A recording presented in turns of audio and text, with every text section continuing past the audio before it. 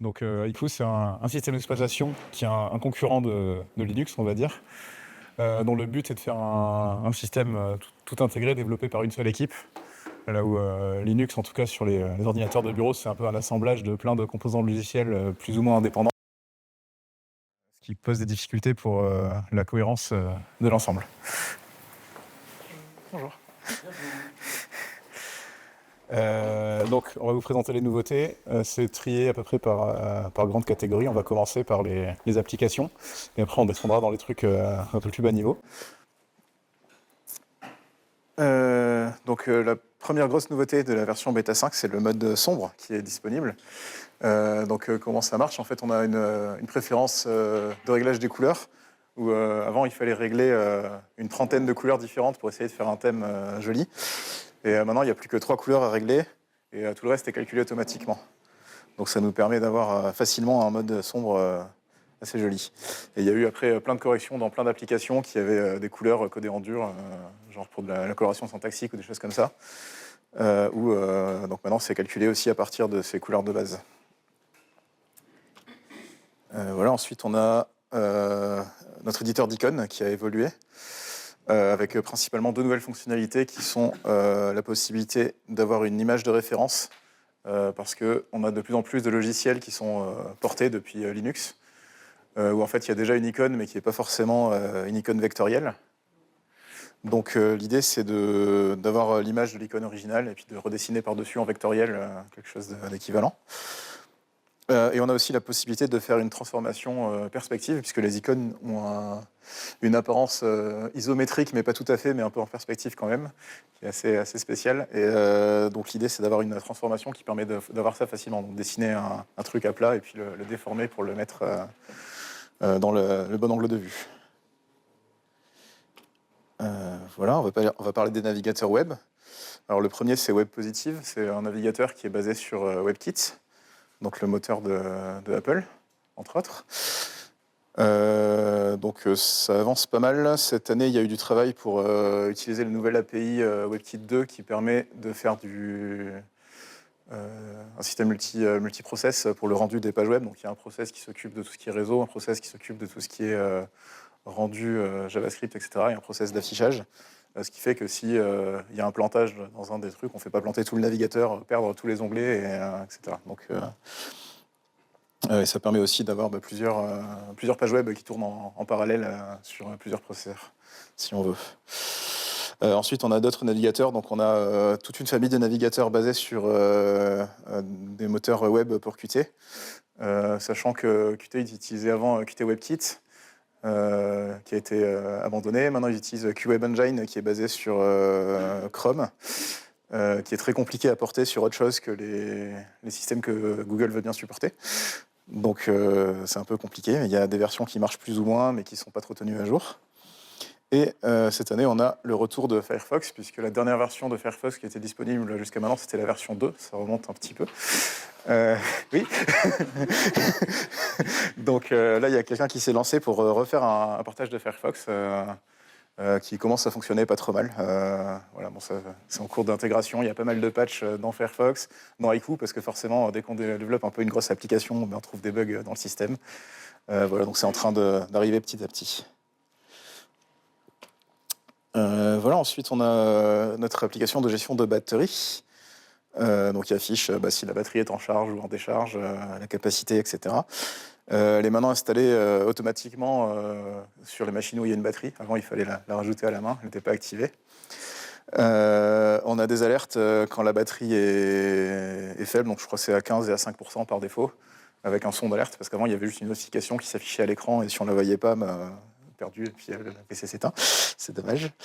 Et quelques améliorations de l'état affiché, donc notamment si la batterie n'est ni en train de se charger, ni en train de se décharger, s'il ne se passe rien, maintenant c'est affiché clairement, ce genre de choses, parce que c'était pas tout à fait, c'est pas tout à fait évident de récupérer les bonnes infos. Il y a des PC qui ont plusieurs batteries, il y a plein de cas compliqués qui font que c'est un peu... il y a toujours des petits trucs à corriger. Ensuite, on a notre gestionnaire de fichiers qui s'appelle Tracker. Donc là, la principale évolution, c'est l'amélioration de l'affichage des dossiers en lecture seule. Donc ils sont affichés avec un fond gris, on désactive tous les menus pour les choses qu'on ne peut pas faire, genre coller des choses dans un dossier en lecture seule, etc. Voilà, il y a eu pas mal de retravail en interne. Il faut savoir que le tracker, c'est un des morceaux de code source qu'on a récupéré de BIOS, donc qui est un peu l'ancêtre de Haiku, qui est un système commercial. Il y a quelques morceaux qui avaient été publiés lorsqu'ils ont vu que leur boîte était en train de couler. Les développeurs, ils ont dit hop, on va essayer de faire de l'open source pour qu'il y ait des trucs qui survivent. Le code n'est pas méga super propre, donc il y a pas mal de boulot pour nettoyer et améliorer ça. Voilà, je crois que c'est tout pour les applications. Je crois que j'ai des slides qui ne sont pas dans l'ordre parce que ça ne parle pas du tout de pilote et de module dans la prochaine, mais c'est pas grave. Donc il y a eu une mise à jour de FFmpeg vers la version 6. Bon, ça, c'est des trucs un peu à faire régulièrement. Il y a des nouvelles versions de FFmpeg qui sortent, il y a des petits changements d'API. On intègre ça, en fait, on a une couche par-dessus FFmpeg avec une API un peu plus stable pour nos applications. Et il y a toujours plein de bugs dans cette couche de compatibilité. Des adaptations à faire, on peut profiter des nouvelles API de FFmpeg qui permettent de faire plus facilement ce qu'on veut, donc simplifier notre code, corriger des fuites de mémoire, etc. Voilà. Et après, on va vraiment parler des pilotes et de tout ce qui se passe dans le noyau.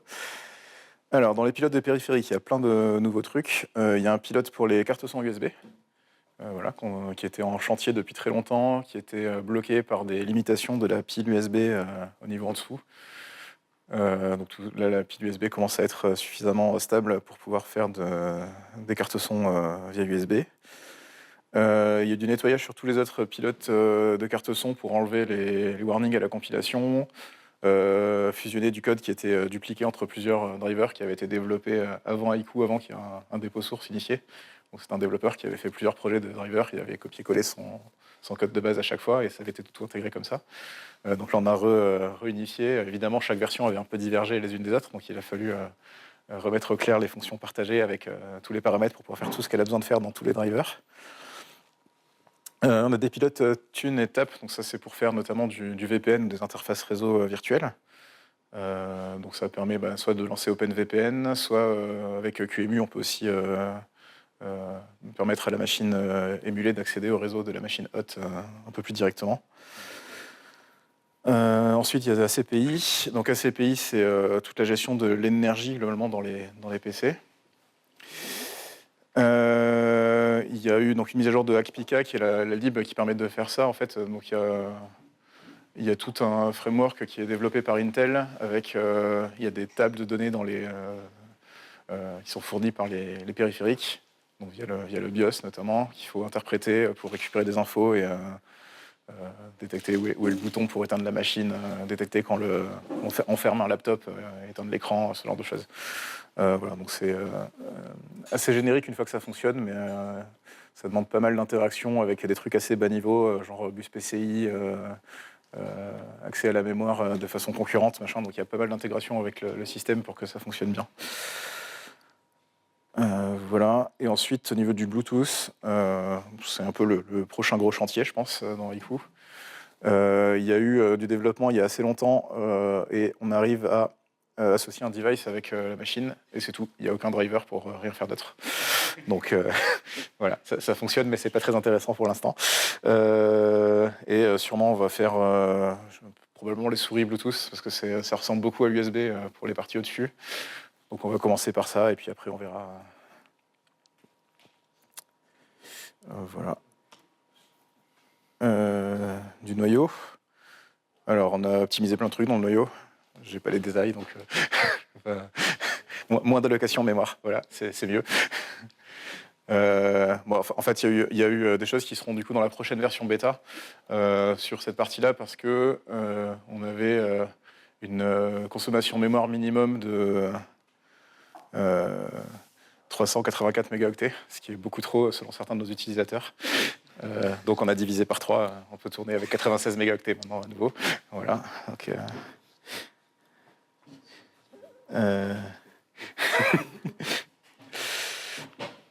Ensuite, au niveau du réseau, on a fait x10 sur les performances de la pile TCP, avec plein de corrections, notamment sur les selective hacks. Donc on peut acquitter un paquet TCP, ce qui implique qu'on n'a pas reçu les précédents. La gestion des fenêtres TCP, donc on peut dire à la machine qui envoie des données qu'on est prêt à en recevoir plus ou pas, et ça permet de gérer notamment les réseaux avec un gros débit et puis une latence un petit peu élevée, donc notamment le réseau fibre, typiquement c'est ça, il y a un débit, un ou plusieurs gigabits, mais il faut avoir pas mal de paquets en cours de transfert pour que ça marche, s'il y a quelqu'un qui est à l'autre bout de l'Internet. Et donc si on gère pas ça bien, la machine en face croit qu'il y a de la congestion, arrête d'envoyer des paquets, et en fait le débit s'écroule alors que tout va bien. Et l'autre changement côté réseau, c'est au niveau des calculs de checksum sur les paquets IP, Ethernet ou TCP. Enfin, il y a des checksums un peu à tous les niveaux dans la stack réseau. Certains d'entre eux peuvent être calculés par le matériel, et donc pas besoin de le refaire en logiciel quand c'est possible. Voilà, donc ça nous fait gagner aussi quelques performances sur tout le trafic réseau, surtout quand on est dans une machine virtuelle. Donc là, il y a des pilotes qui permettent de déléguer le calcul à l'OS hot, en fait. Donc c'est dommage de le refaire une fois dans la machine virtuelle, une fois dans l'OS hot, et puis encore une fois dans le matériel. Donc voilà, je crois que c'est tout pour les pilotes. Ah si, il y a les pilotes TTY. Donc TTY, c'est toute la partie qui permet d'avoir un terminal avec un shell dedans. On se traîne un peu en historique de Unix depuis les années 60 là-dessus, mais ça émule un lien série. Voilà. Donc il y avait deux implémentations de ça, une pour les vrais ports série et une pour les terminaux, qui se ressemblaient beaucoup mais qui étaient quand même un peu différentes. Elles ont été refusionnées. Donc, maintenant, il y a une seule implémentation qui permet à la fois d'utiliser un port série ou un terminal virtuel dans l'interface graphique. Et l'autre truc, donc côté terminal, donc on y est, c'est le support de ce qu'on appelle bracket paste, où en fait quand on colle des choses dans un terminal, on va informer l'application qui reçoit que ça vient du presse-papier. Et c'est utilisé par exemple dans Bash, qui ne va pas directement exécuter le truc s'il y a une fin de ligne à la fin. Il va dire attends, t'es sûr que tu as copié un truc, est-ce que tu veux l'exécuter? Donc il veut le mettre en surbrillance, et après on peut valider en appuyant sur Entrée. Je crois qu'on est à peu près au milieu, je te passe le relais. Hop.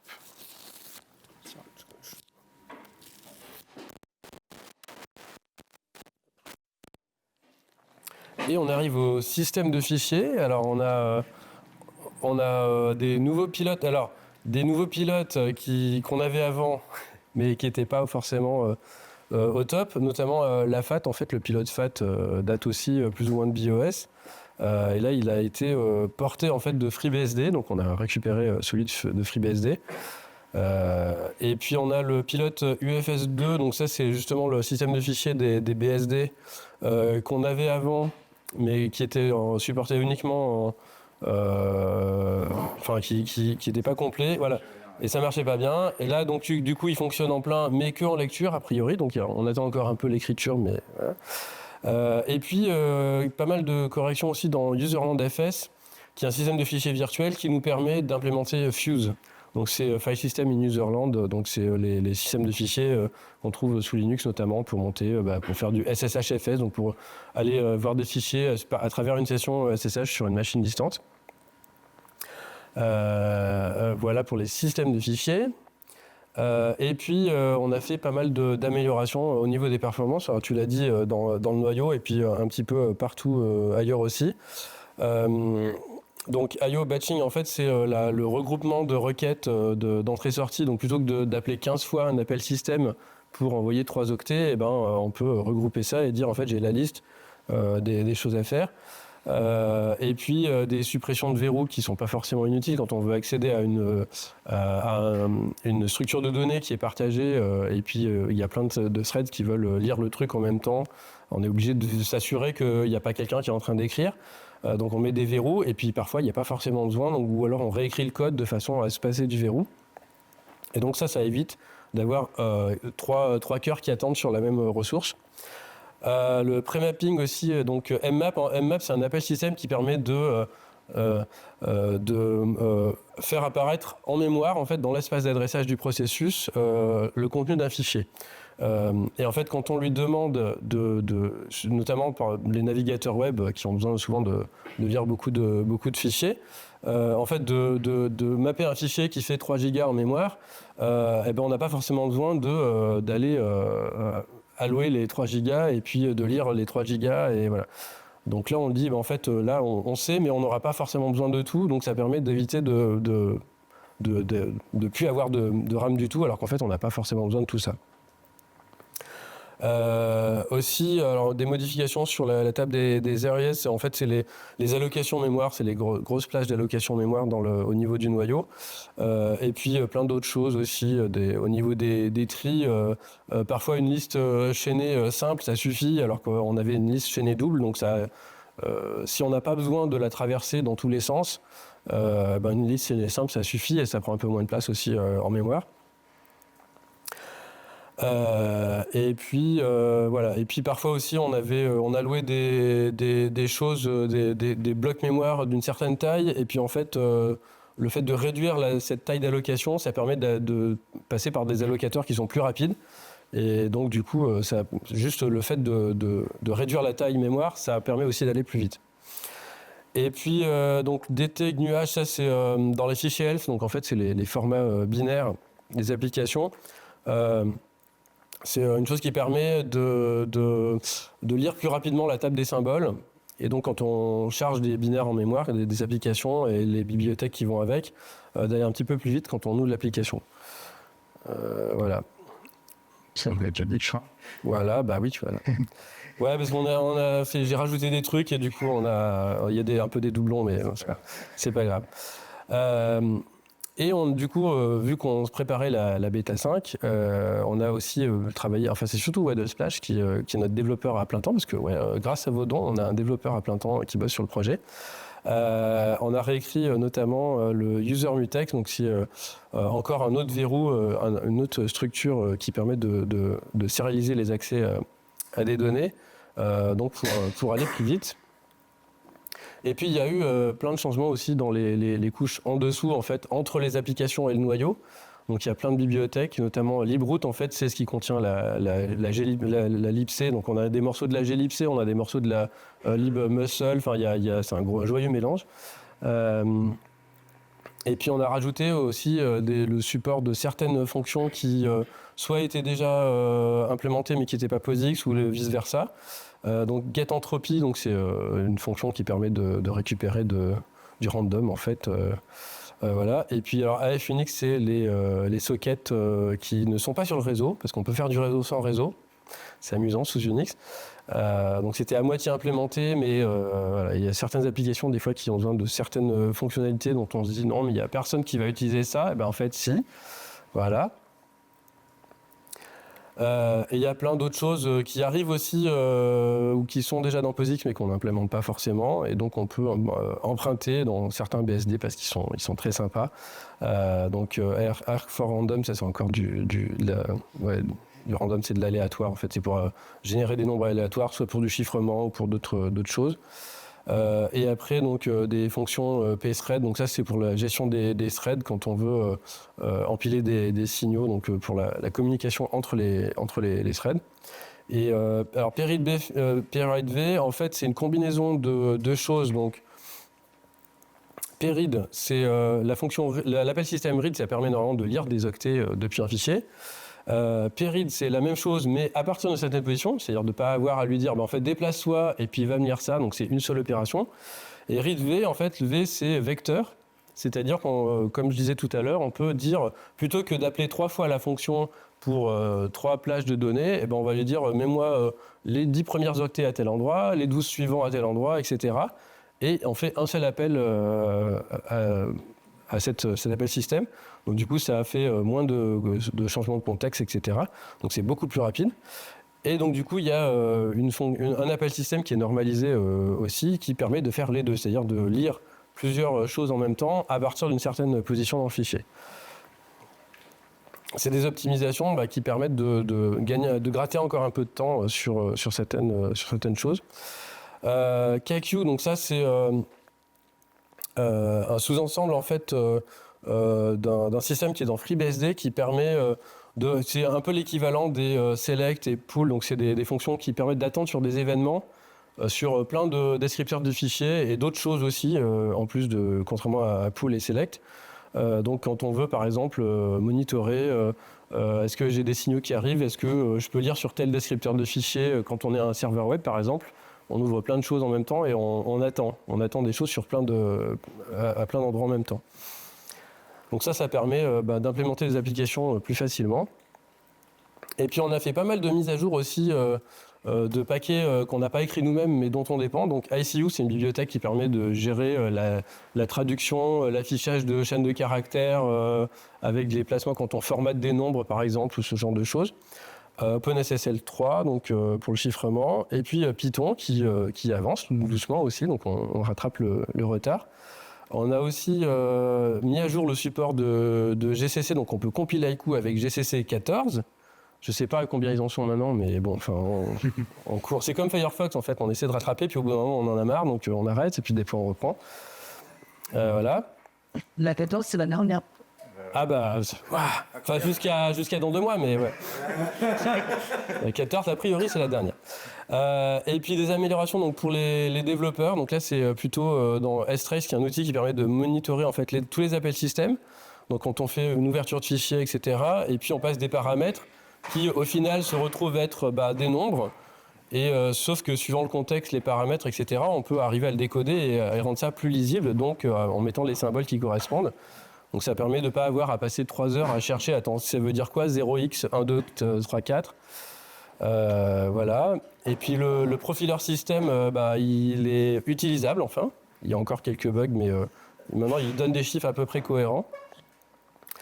Et quelqu'un s'est remis à porter GDB parce qu'on a un debugger natif en interface graphique, mais certains préfèrent les terminaux. Et on avait un portage de GDB, mais du coup qui n'était pas trop maintenu parce qu'on avait le debugger natif, mais voilà, quelqu'un s'y a attelé à ça. On a aussi .NET, pour ceux qui aiment, hein. Faut avoir envie, mais pourquoi pas. Donc c'est un projet qui a été fait dans le cadre du Google Summer of Code. On participe quasiment tous les ans. Voilà, donc c'est des étudiants qui sont payés un tout petit peu par Google pour travailler sur des projets de logiciels libres. Et donc pour ceux qui n'aiment pas spécialement le C++, bon, pourquoi pas. Voilà. Le support de FLTK, donc c'est un vieux toolkit antique et tout que j'avais moi commencé à porter nativement, mais j'ai jamais fini. Mais vu qu'on a maintenant une couche de compatibilité qui émule la bibliothèque X11, on peut avoir un FLTK à peu près potable. Donc tout ça, c'est des choses qu'on a préparées, voilà, ou qui sont soit dans la bêta 5, soit qui sont arrivées depuis. Et puis, on se prépare tout doucement à la bêta 6, parce qu'on va peut-être y arriver, à en faire une aussi. Donc comme tu l'as dit, on a divisé la consommation de RAM. Donc les vieux PC avec 128 Mb de RAM, peut-être qu'ils vont pouvoir enfin utiliser Haiku. Chouette. Et puis surtout, il y a d'autres machines, d'autres architectures qui n'ont pas forcément la possibilité d'avoir plus que ça. Donc ça m'intéresse aussi perso. Et puis aussi, la taille de RAM maximale supportée a été portée à 256 Go. Ok, d'accord. Je lis ça. Oui. Ouais, ok. Voilà. Alors les PAT, alors ça c'est c'est un système pour déclarer en fait certaines plages mémoire comme soit interdit de la mettre en cache ou des choses comme ça. Typiquement sur les frame buffers, la mémoire graphique, on lui dit non, ça on va pas le cacher parce qu'en fait on va écrire dedans ou pas. Enfin ça dépend. Et donc les NTRR, en fait il y en a quelques-uns dans le processeur et sauf que quand on a plein de pilotes qui veulent utiliser ça, il y a des choses qui marchent plus. Donc là plutôt que de faire ça, il y a un autre système qu'on peut utiliser. Il y a des optimisations donc, dans le BFS, donc c'est le système de fichiers natif de Haiku qui est hérité de BIOS. Et puis il y a une nouvelle version de la norme POSIX en 2024. Donc ici, il y a encore des améliorations dans Unix, c'est étonnant, mais voilà. Et puis encore plein de bugs qu'il va falloir corriger. Puis ce matin, on a vu que j'arrivais pas à me connecter sur le Wi-Fi parce qu'il y a un portail captif ici. Et en fait, on ne le détecte pas. Donc à un moment, il va falloir trouver comment ça marche. Et je pense pas qu'on ait de temps pour les questions, mais par contre, on a un stand. Donc, si vous voulez nous voir sur le stand, on pourra vous faire une petite démo et puis répondre à toutes vos questions. Il y a 5 minutes pour les questions quand même. Ouais. Alors, qui a des questions? Qui a des questions? Bon, rendez-vous au stand. Ah oui. Une petite question. Du coup, CPU, c'est 128 mégas de RAM de minimal. C'est quoi l'architecture CPU minimale? Alors, Pentium avec les instructions MMX. voilà, Pentium avec le support des MMX, parce qu'on a certaines instructions du Pentium qui sont utilisées. Donc on recommande plutôt un Pentium 2, quelque chose comme ça. Alors il y a la version officielle, c'est la version 32 bits hybride qui supporte les binaires BIOS, parce que c'est notre but pour la Release 1. On a d'autres portages qui sont en cours. Il y a le portage 64 bits, donc toujours Intel. Enfin, c'est AMD 64, l'archi, mais c'est pas Itanium, on ne supporte pas. Hein. Mais voilà, donc 64 bits, pour l'instant, c'est quasiment à l'identique de la version officielle, voire même mieux dans certains cas. C'est des trucs qui sont plus faciles à faire en 64 bits, bizarrement, qu'en 32 bits. Et puis il y a d'autres portages sur ARM qui sont en cours, RISC-V aussi. Et puis peut-être que je pourrais me remettre au 68 000 un jour, je ne sais pas. Mais voilà. On a quelqu'un sur le forum qui travaille sur une version pour 486 aussi, mais Donc quelqu'un qui travaille sur une version pour 486. Il y a des choses à enlever en fait, mais à réimplémenter du coup, parce que lire l'horloge sur un 486, c'est un peu plus compliqué. Voilà, et rendez-vous au stand. Merci.